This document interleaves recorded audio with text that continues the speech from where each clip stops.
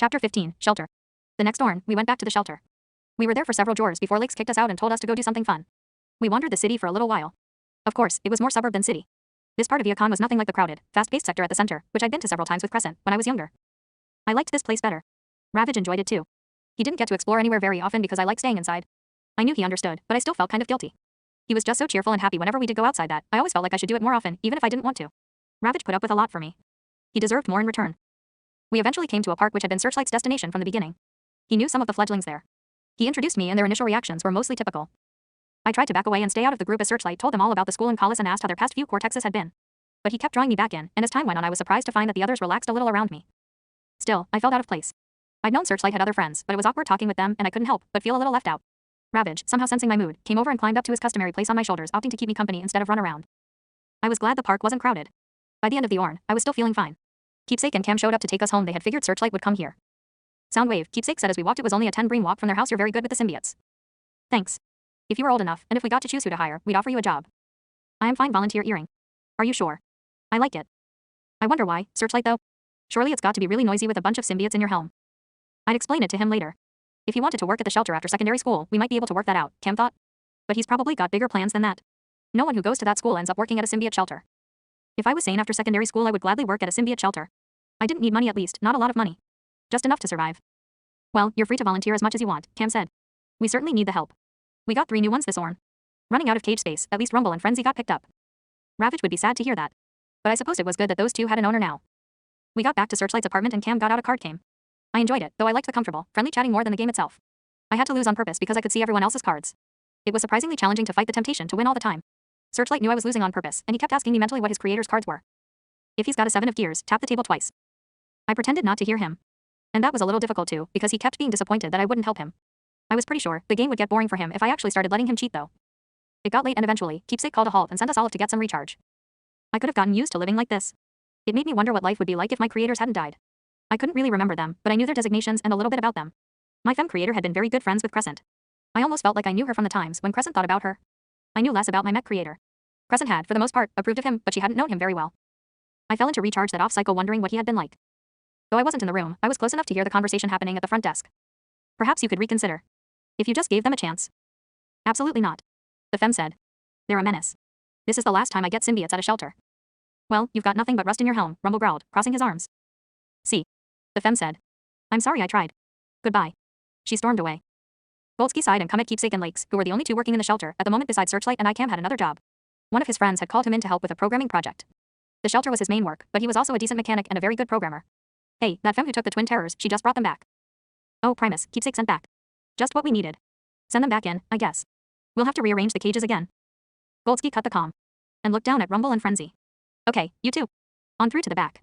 Keepsake and Lakes want to talk to you. Come on, Frenzy, Rumble said, still angry. Frenzy, on the other hand, was feeling sad, though not apologetic or regretful at all. I was working on cleaning cages while Searchlight supervised and entertained the symbiotes who'd been let out of their cages. Lakes was making sure the newest arrival, a colorful flying symbiote, didn't have any viruses and was in good health. But he put it back in its cage when Rumble and Frenzy came in. All right, you two, he said. They had a chance. They're lucky if they get another one. He bent down, picked them up, and set them on the table. What do you have to say for yourselves? She was stupid, Rumble said. Frenzy nodded mutely. Stupid, huh? Lakes asked. Yeah, Rumble said. So we smashed her garden up a little, so what? You. Rumble. Keepsake said. You realize you can't do things like that. She really seemed nice when she picked you two out. Well, she wasn't. She got, Frenzy said. She got all upset because I accidentally knocked something over, and then we accidentally spilled a cube of energon all over the place. It was an accident. And we didn't mean to light it on fire neither. Lakes just put his faceplate in his hands. Either, Keepsake corrected. Lakes moaned. Either, Frenzy agreed. You are quickly running out of chances, Lake said. Can't you try a little harder? Keepsake asked. We'll never find you an owner if you can't learn to behave. Well, that one was stupid. No, she wasn't, Lake said, suddenly angry. Both of them were pointedly trying not to think about what would have to happen when the shelter got too full. She was perfectly fine and perfectly willing to take you in and take care of you. It's your own fault she brought the two of you back here. Well, Rumble said. Maybe we just don't want an owner. You'd rather stay here the rest of your lives. Lake said. In your little cage in the corner. It's not our fault nobody wants us, Frenzy said, looking down. Is it? Lake sighed. Maybe that's a good question to ask yourselves. Soundwave, can you get that new one out of the cage these two used to be in? We'll find somewhere else for him. I went over to their former cage. A friendly little 6-legged symbiote had been put there when they'd left. I let him out and Rumble and Frenzy came over instead. Of course it isn't your fault, Keepsake said. You just need to do a little bit better.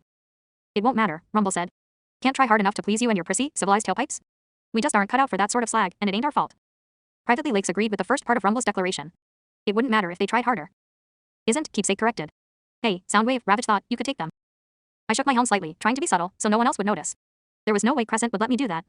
And as much as I'd love to hear the shock and outrage in her processor when Rumble insulted her or Frenzy broke something of hers, it wouldn't be worth the fallout. She'd just make me get rid of them or have them put down. I couldn't take them. Besides, I was getting to know some of the other symbiotes in the shelter, too, and if I started adopting them, the others would be jealous or start begging me to take them in. Even if Crescent wouldn't mind, there was no way I could take care of all of them. Come on, Ravage thought, I'll keep them in line. I can do that. You know I can. I didn't respond.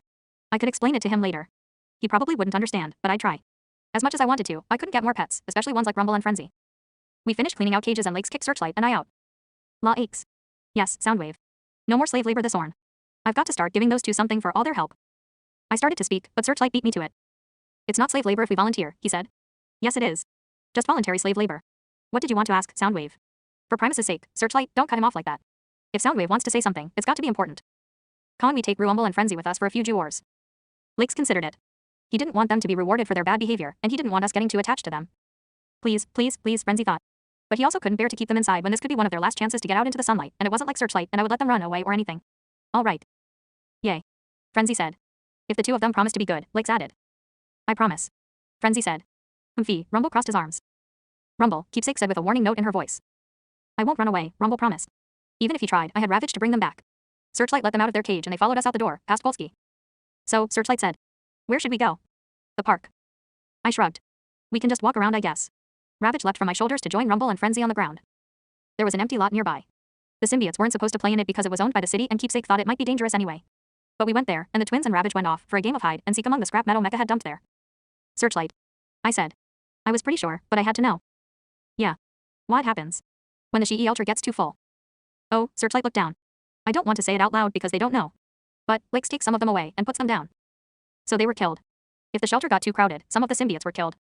Rumble and Frenzy are on the E list, aren't the A? Searchlight nodded. If they get adopted, then brought back more than once, they automatically go on the list. This is their third time being brought back, and they've barely been here at Cortex. Ravage paused in what he was doing and turned to look at us with a distinct feeling of worry. He had heard the out-loud part of our conversation and knew enough to guess the unspoken part. Rumble and Frenzy took advantage of his distraction to ambush him from either side. Keepsake and Cam used to always tell me they just moved them to a different shelter, Searchlight mused.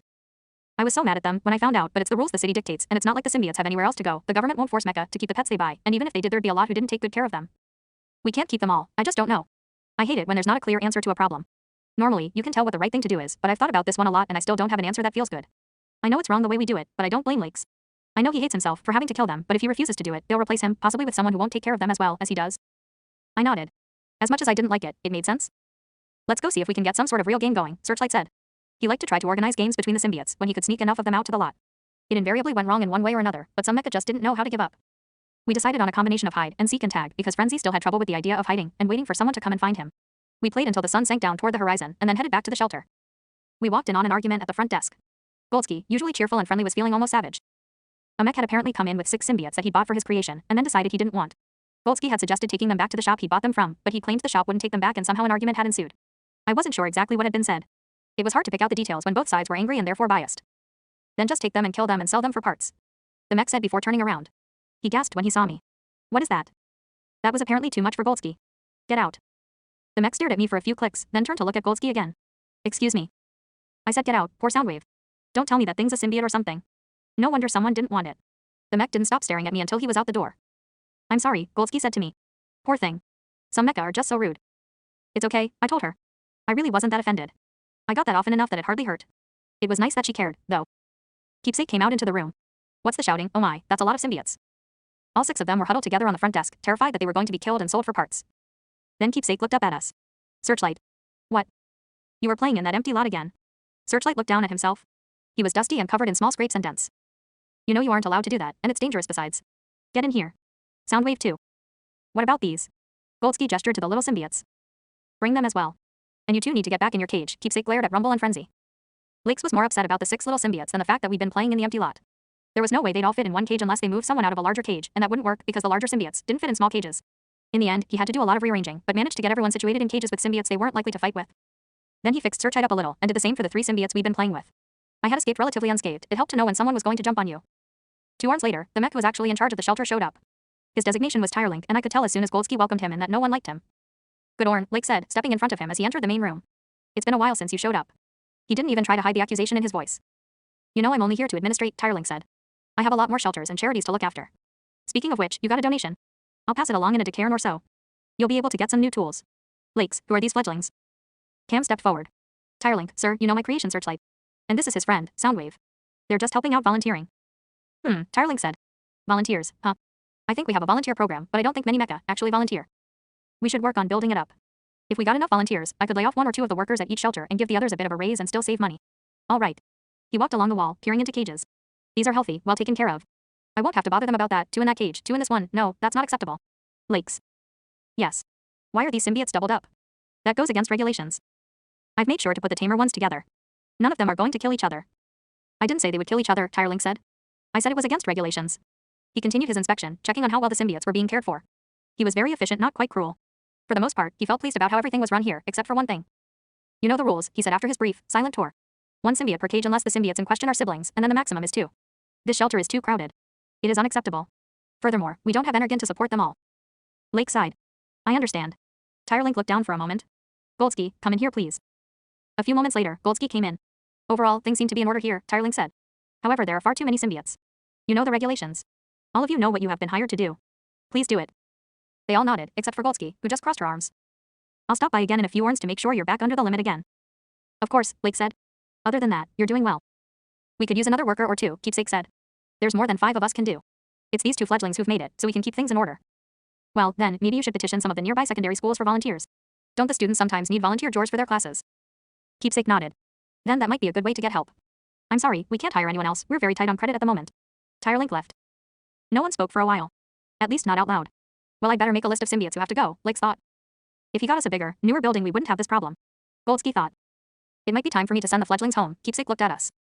Some of the symbiotes were also worried. The more intelligent ones could sense the tension in the room. The ones who'd been in the shelter long enough knew that when it got too crowded, Lakes took some of them away and didn't bring them back. Goldsky, Lake said. I shouldn't have put it off so long, would you compile a list of symbiotes who've been rejected, who are unhealthy or old, or particularly difficult to care for? Goldsky hesitated, then nodded. Poor things. I hate it when we have to do this. She left the room to go work on the list at the desk. Soundwave, Rumble and Frenzy are going to be on that list, Ravage thought. You have to take them in. You have to. They're going to kill them, aren't they? Soundwave, you can't let them kill Rumble and Frenzy. I looked down. What could I do? I couldn't keep them at school, and certainly not at Crescent's house. Goldsky sent Lakes a message over an internal comm. Lakes, there aren't enough. We're going to have to get rid of some of the others as well. Okay. Lakes replied. Here's the list. Who should I add to it? Soundwave, please, Ravage thought. Lakes looked around the room. He picked those he deemed less likely to find owners. No, I said. They all looked at me. I spoke so rarely that they paid attention when I did find my voice. I'll take the Tweens. Lakes looked down. Talk them off the list. I don't know, Soundwave, he said. We can't just, I don't want to do this either, but I will take them. As I had predicted, many of the symbiotes started hoping fervently that I'd take them as well. Some of them voiced it too, especially those who thought they might be on the list. Now see what he's done, Lake shuddered his optics. We can't take them all in. Keepsake looked at me, trying to decide if she should say something. They're not going to be happy if those 2 get a free pass. It'll mess up the dynamic in here, especially if they show up again later. Be sure you understand, Cam said, before you make this decision, Soundwave. Rumble and Frenzy are not the only 2 on the list. Let him have them, Lake said. How are you going to take care of them? Searchlight wondered. I didn't have an answer for that question yet. And Cam was right. Ravage's friends weren't the only ones on that list. Can't I take some of the symbiotes for a walk? They all looked at me with varying levels of suspicion. I didn't care. They could think whatever they wanted. Are you? I'm sure. I looked around the room.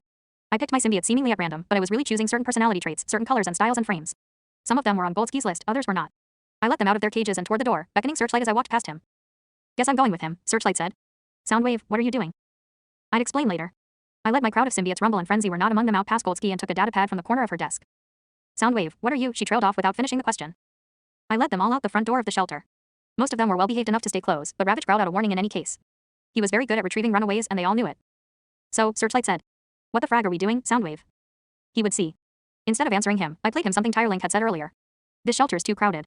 It's unacceptable. Okay, Searchlight said. But really, what are we doing? I expanded my range and led us toward a residential area. I listened for anyone who might want to adopt a symbiote. I didn't explain what I was doing, but when we stopped at the first home, I decided to stop at, he figured it out. Really? I nodded and picked up the symbiote that I thought this femme would want. She was an older femme, living all alone and lonely. I hesitated, then selected another symbiote as well and gave them to Searchlight with Goldsky's datapad. You want me to do this? What, did he expect me to go talk to Mecha? Why you talk? Oh, right. Okay. This is a pretty cool idea, Wave, but we're going to get into trouble. I knew that. Searchlight went up to the door and requested entry. I took the other symbiotes out of sight and waited, paying attention to their conversation. Searchlight did his part well.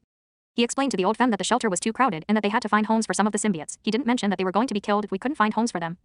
He thought that might sound a little pushy, and he didn't want anyone to take one in out of guilt. He introduced the femme to the symbiotes, and they, understanding the real gravity of the situation, made an effort to look sad and helpless, but also very friendly and well-behaved. The femme caved pretty quickly, and Searchlight handed her the datapad with a form pulled up for her to sign. Searchlight thanked her and came back over to me. Why does this feel dishonest? He wondered. I didn't tell her anything but the truth. I shrugged. It was better to do this than let Lakes kill some of the symbiotes. We walked down the street. When we came to a house that I thought would be a good home for a symbiote, I'd send Searchlight to go knock on the door. Most of the time I was right, and the owner of the house was glad to take in a pet or two. Other times I was wrong, but by the end of our walk, I was getting better at it, and I had gotten rid of all the symbiotes. We went back to the shelter. Everyone was waiting for us. Well, Cam said, directing his question at Searchlight. Where are the symbiotes? Adopted. Searchlight handed Goldsky the datapad. See for yourself. And how did you two accomplish this? Lakes asked. Well, Searchlight said. We kind of went door to door. Searchlight. Keepsake said. Lakes vented a deep sigh, feeling more than a little relieved, but also disapproving. It's really not allowed. If Tirling finds out, he'll be incredibly upset with us. Probably fire all of us and replace us. But we don't have to put anyone down, Goldsky said quietly. This can't happen again, Lake said. If someone complains to the city, I know you were trying to help. Thank you. But you can't do that again. And I'll still take the EM, I pointed to the cage Rumble and Frenzy shared. I'm warning you, those two are a handful. Lake said. And doesn't your caretaker hate symbiotes? Cam asked. We can keep them for him during the school terms, Keepsake volunteered. What? Cam stared at her. Keepsake. We can, Keepsake insisted. I wasn't done civilizing them anyway. So, at the end of the Orn, Rumble and Frenzy came home with us. They were remarkably quiet and well-behaved, but I knew it wouldn't last. That off-cycle, after Searchlight and his creators had left me alone in the living room, Rumble climbed up onto the couch next to me, and Frenzy followed. Hey, Soundwave, Rumble said. Yes. I sat up and looked at them so they'd know I was giving them my full attention. You don't really want us, do you? You just did that to save our lives. Frenzy looked down. No mech ever wants us. Ravage wants you, I told them. Ravage nodded. Your high eye is friends. And by extension, mine. I would take care of them. Frenzy smiled, but Rumble still wasn't convinced. Thanks for the save and all, but... Rumble. He crossed his arms. No Omic ever wanted me either. That's why we have to stick together and look out for each other. Rumble looked up, then nodded, then finally shrugged and grinned lopsidedly. Okay, he said. Frenzy hugged my arm and then jumped off the couch. The two of them curled up with Ravage to recharge, and I lay back on the bench, processor full of worry. When it had just been me and Ravage, it was hard enough to think that I might go insane. Now, with three of them and Searchlight and Ratchet and Keepsake and Cam, I was going to leave a lot more behind. Maybe if I tried hard enough and stopped feeling sorry for myself, I could cope. Expanding my range earlier this Orn hadn't given me too bad of a processor ache. And my stutter was improving as well. Maybe I already was coping. I just keep telling myself that.